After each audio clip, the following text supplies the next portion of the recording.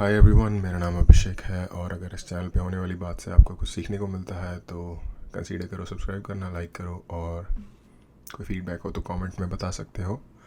आज एक वीडियो देखेंगे जो हमारी टेक्स्ट बुक में हिस्ट्री को किस तरह से मॉडल किया जाता है उससे रिलेटेड है। एक व्यूअर हैं जो काफ़ी कंसिस्टेंटली इस चैनल पे होते हैं और देखते हैं और अक्सर कमेंट्स करते हैं। पता नहीं उनको पसंद आएगा मैं उनका नाम लूँ या नहीं लूँ, तो इसलिए नाम नहीं ले रहा, लेकिन उनकी रिक्वेस्ट थी।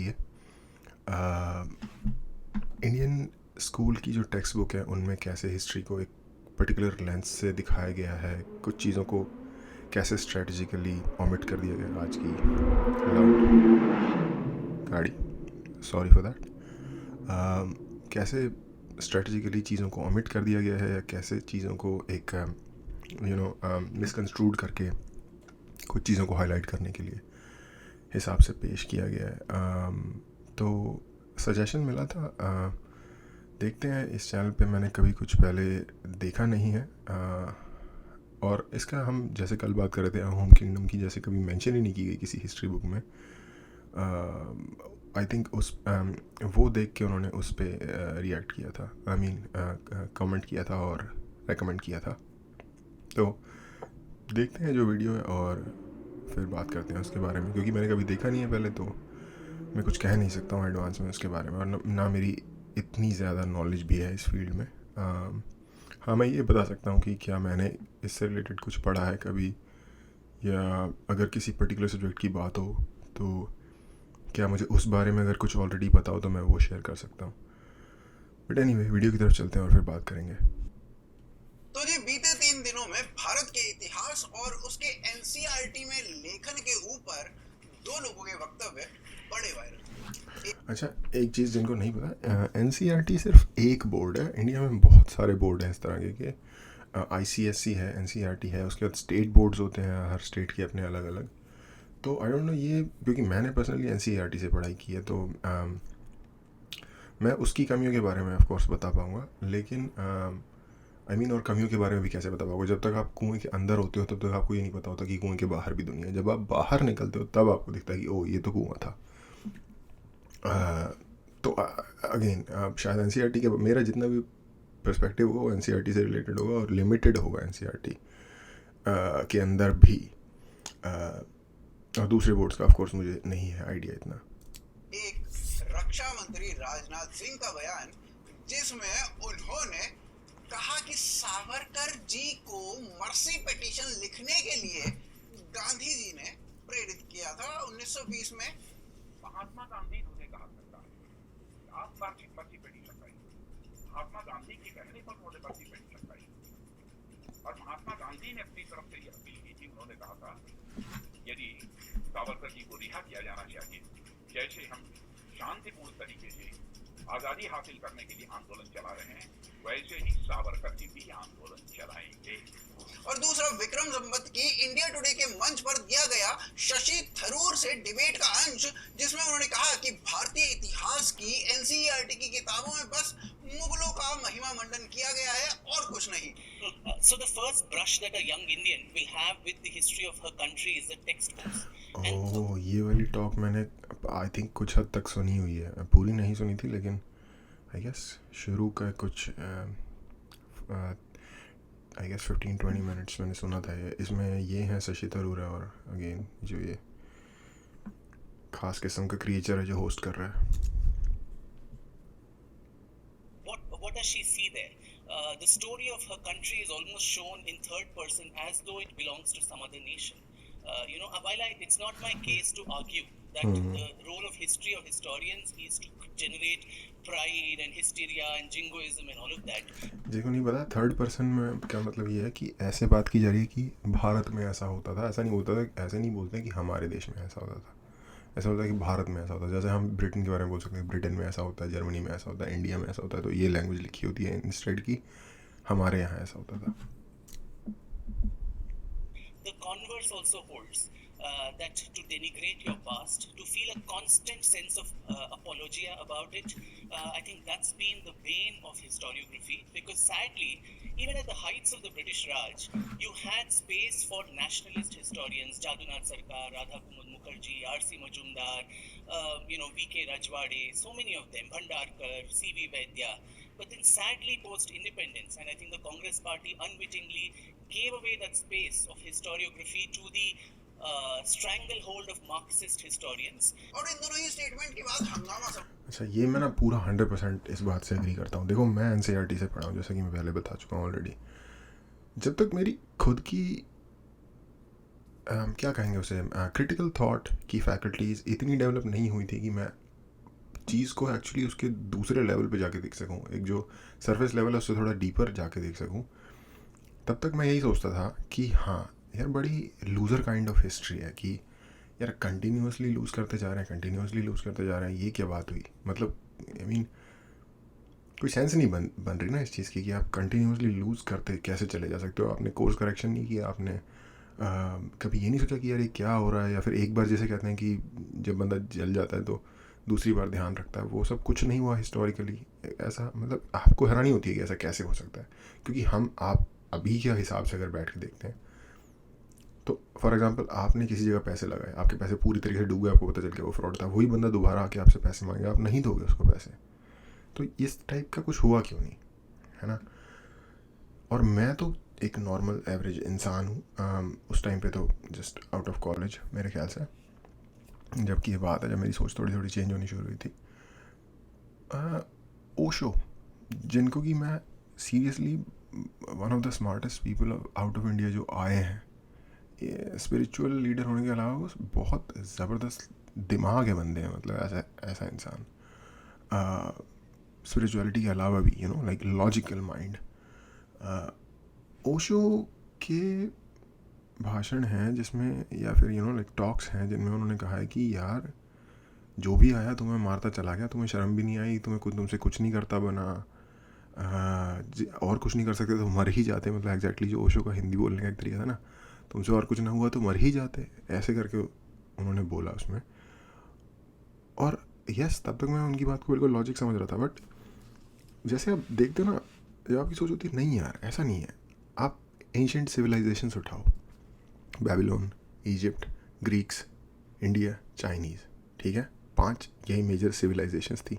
इजिप्शियंस को भी लगा लो, ठीक है, Babylonians, Egyptians, Greeks, Chinese, Indians, okay. Romans थोड़ा बाद में आए थे तो उनको नहीं काउंट करते। यही 4-5 सिविलाइजेशंस थी।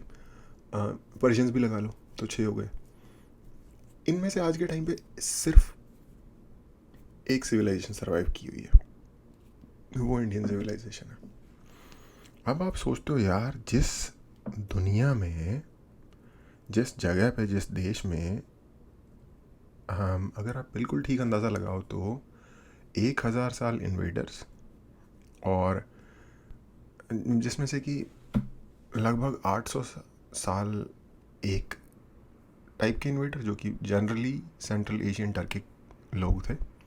मुगल्स, दिल्ली सल्तनत, सब सेंट्रल एशियन है, जिनको आप अफ़गान भी सोचते हो ना, गौरी और गजनवी, जिनके अफ़गानिस्तान के शहरों के ऊपर नाम है, ये सब एक्चुअली सेंट्रल एशियन टर्किक लोग हैं। ये लोग अफ़गान नहीं थे एथनिसिटी वाइज, ये सेंट्रल एशिया से नीचे साउथ में मूव करके अफ़गानिस्तान में आके रहने लग गए थे, ये बात अलग है। बट है ये ओरिजिनली बाबर बूबर सब सेंट्रल एशियन।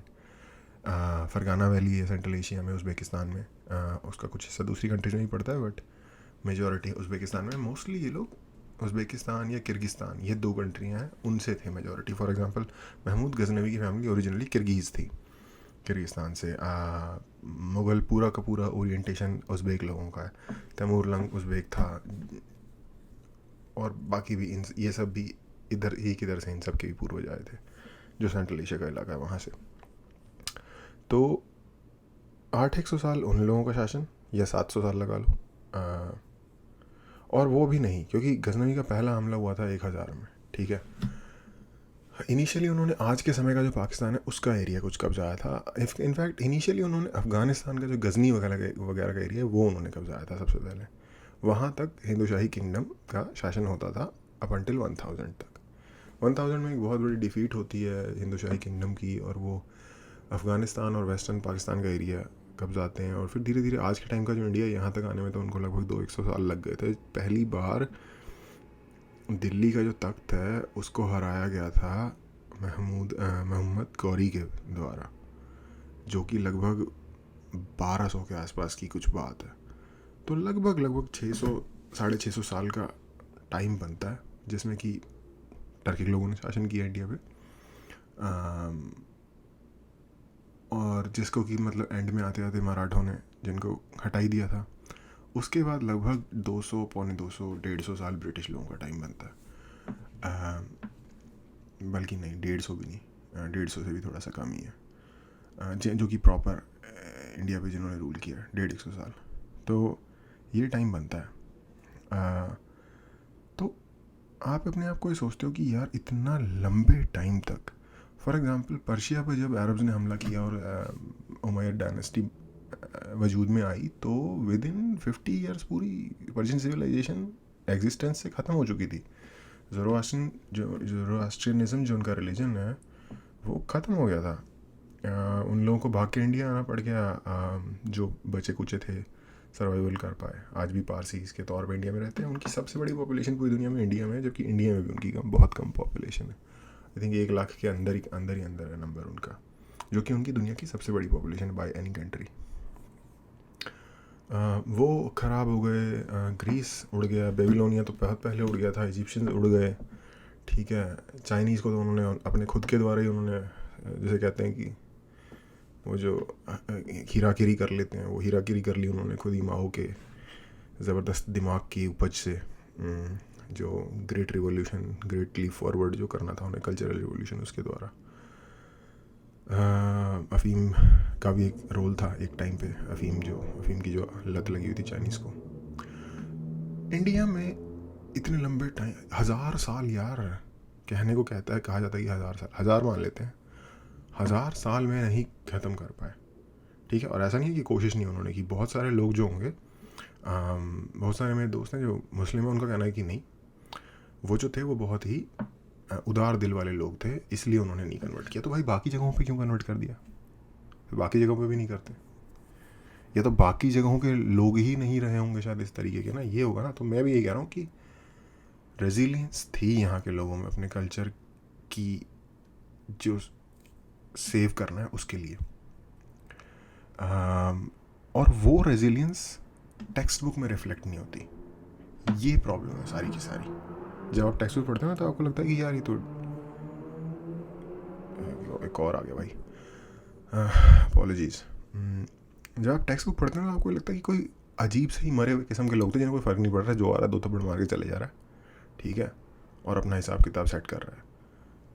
ये नहीं पता चलता कि भाई इन्होंने थाउजेंड्स ऑफ ईयर्स तक रेजिस्ट किया है अपने कल्चर को बचाने के लिए। लोग, संत बंदा सिंह बहादुर की अगर आप स्टोरी पढ़ते हो ना, 5 साल के बच्चे को सामने में, जैसे कहते हैं, शहीद कर दिया,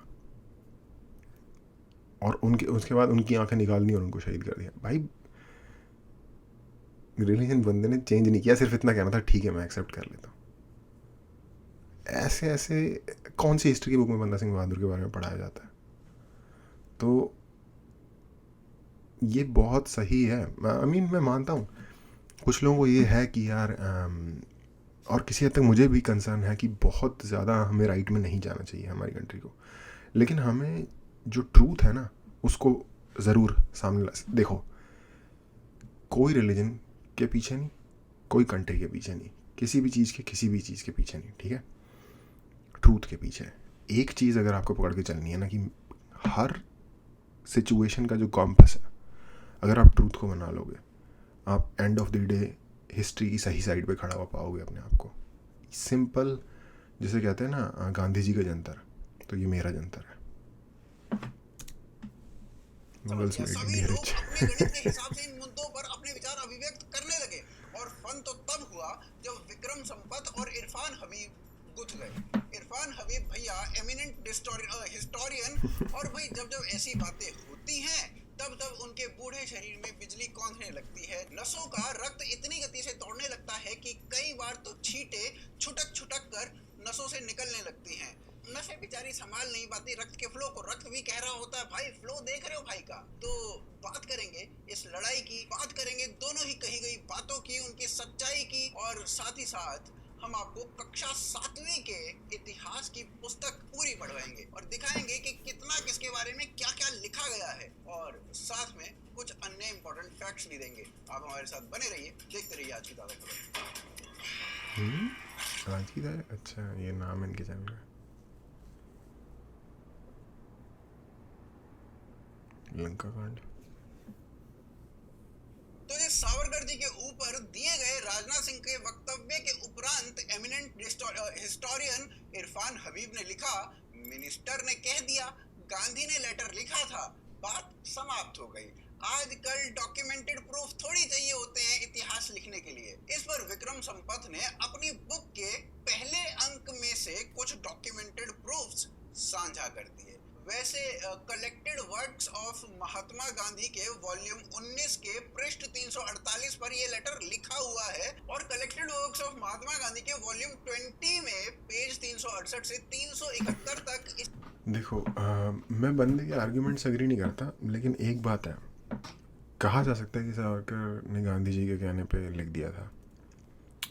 पर यार देखो, अगर आपके हाथ में किसी चीज़ की जिम्मेदारी है और आपने किसी और के मशवरे पे उस चीज़ से रिलेटेड एक डिसीजन लिया है, डिसीजन चाहे किसी और के मशवरे पे लिया गया हो या किसी और की राय पे लिया गया हो, रिस्पॉन्सिबिलिटी आपकी ही रहती है।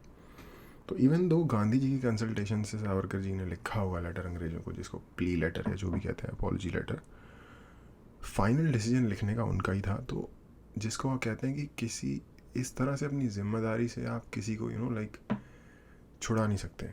और मैं किसी को भी मुझे पता है कोई भी परफेक्ट नहीं है, ठीक है, हो सकता है मैं ही गलत हूँ, ये मेरा पूरा आर्ग्यूमेंट ही गलत हो सकता है। और मैं ये नहीं मानता कि सावरकर परफेक्ट रहे होंगे और या गांधी परफेक्ट थे, सब में कमियाँ होती हैं, सब में अपने हिस्से ही कमियाँ होती हैं, बट कुछ एक स्टैंडर्ड प्रोटोकॉल होते हैं जिन पे आपको जज करना होता है चीज़ों को।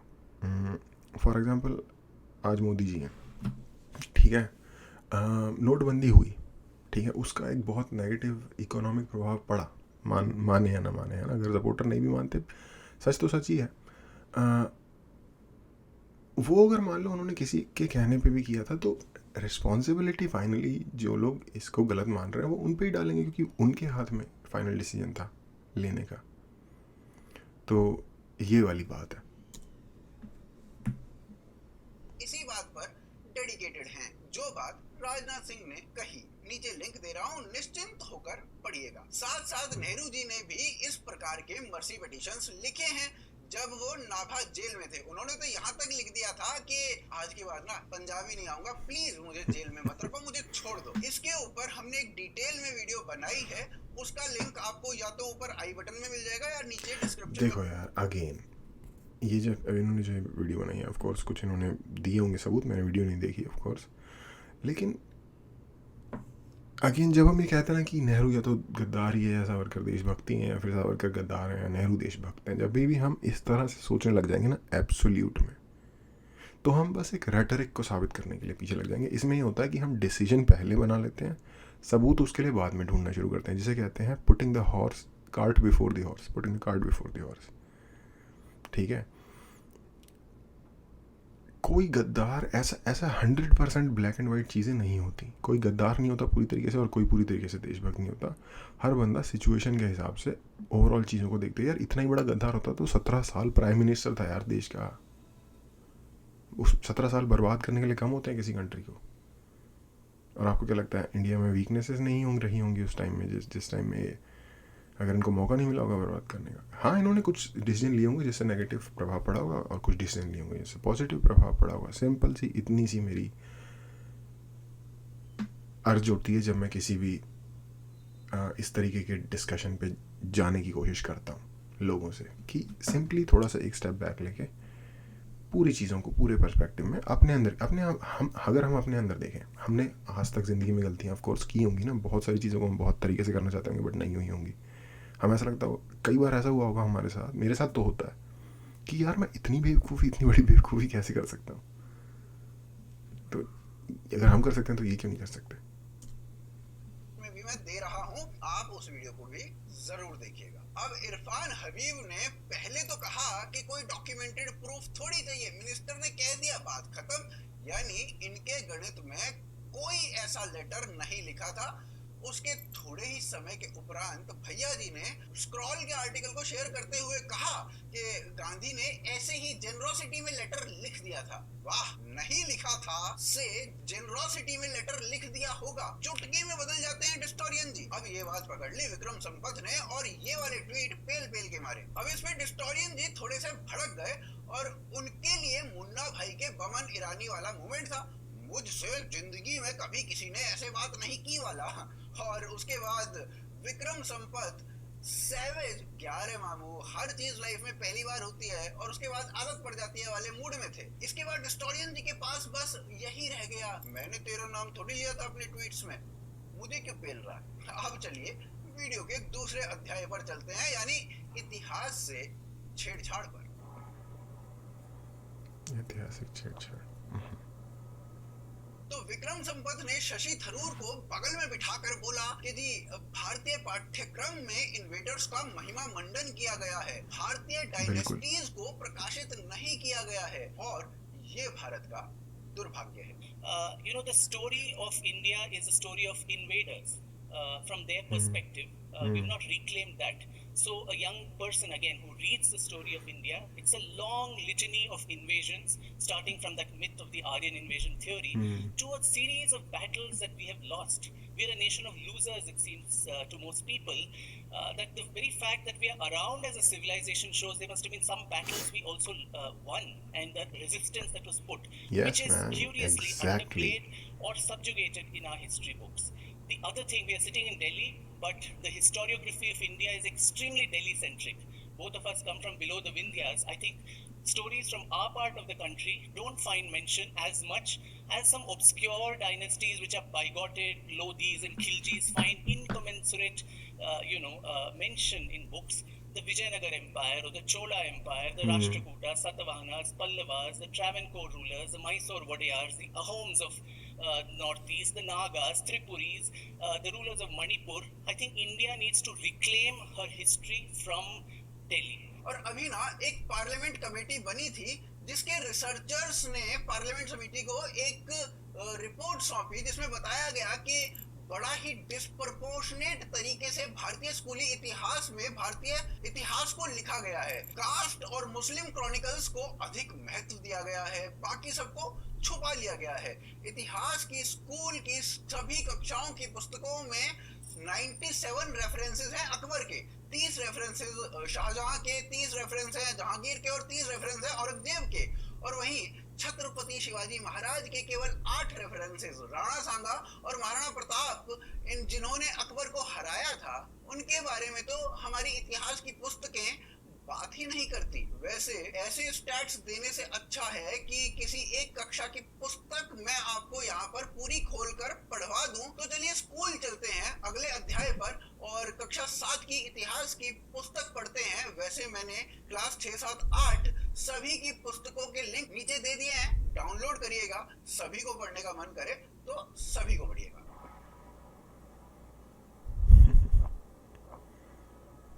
कक्षा 7 हिस्ट्री बुक चैप्टर 2 पेज 16 एक मैप दिखाया जाता है और साउथ की डायनेस्टीज के बारे में जितना इस मैप में लिखा है उतना ही पूरी किताब में लिखा है। पेज 17 किसी पर्टिकुलर डायनेस्टी के बारे में ना बात करते हुए ऐसे ही रैंडम बात कर रहे हैं और रेफरेंस में 2 डायनेस्टी का नाम लिया जाता है, राष्ट्रकूटास और चालुक्यास, लेकिन उनके बारे में भी कुछ नहीं बताया जाता। बताया जाता है बस ये कि यहाँ पर हिरण्यगर्भ नाम का एक रिचुअल हुआ करता था और जिसके लिए होता था वो बच्चा चाहे क्षत्रिय कुल में ना भी पैदा हुआ हो, पर ये रिचुअल करके उसका पुनर्जन्म हो जाता था और एक क्षत्रिय के तौर पर वो बन जाता था।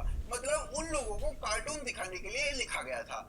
फिर पेज 18 पर चोला डायनेस्टी के बारे में लिखते हैं, उसमें भी क्या लिखा गया है कि चोलाज अपने लोगों पर 400 विभिन्न प्रकार के टैक्स लगाते थे।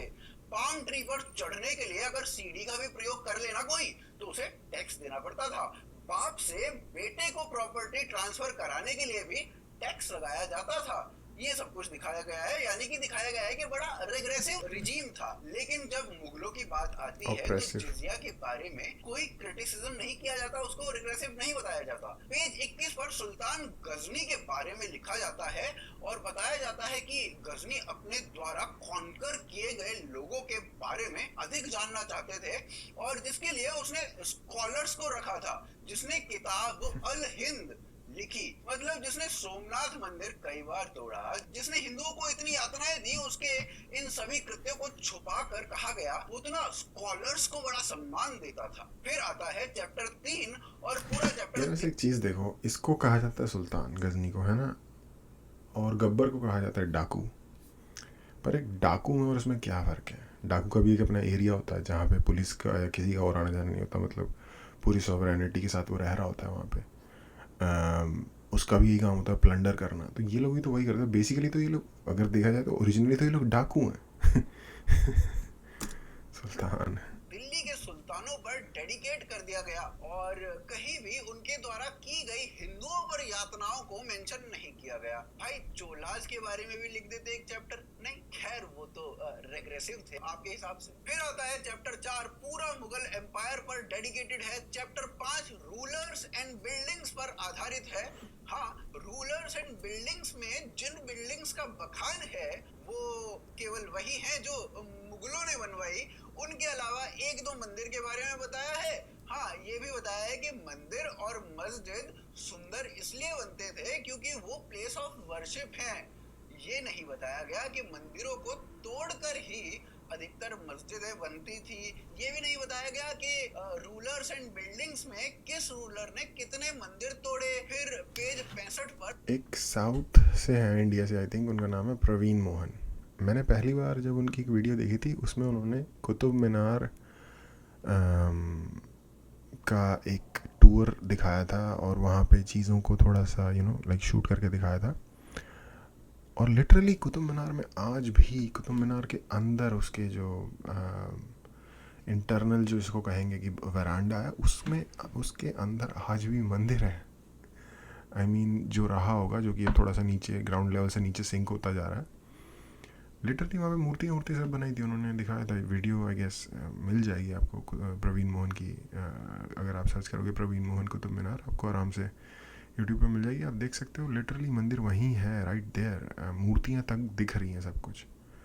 तो आई मीन अगर कोई ये नहीं मानना चाह रहा कि भाई मंदिर तोड़ के बनाए गए हैं ये सारे जो स्ट्रक्चर्स हैं, तो और उनको ये प्रूफ्स सामने दिखाया जा रहा है, ये देखो भाई, ये रहा निकला हुआ, और तो भी वो नहीं मानते, तो फिर आप क्या कर सकते हो?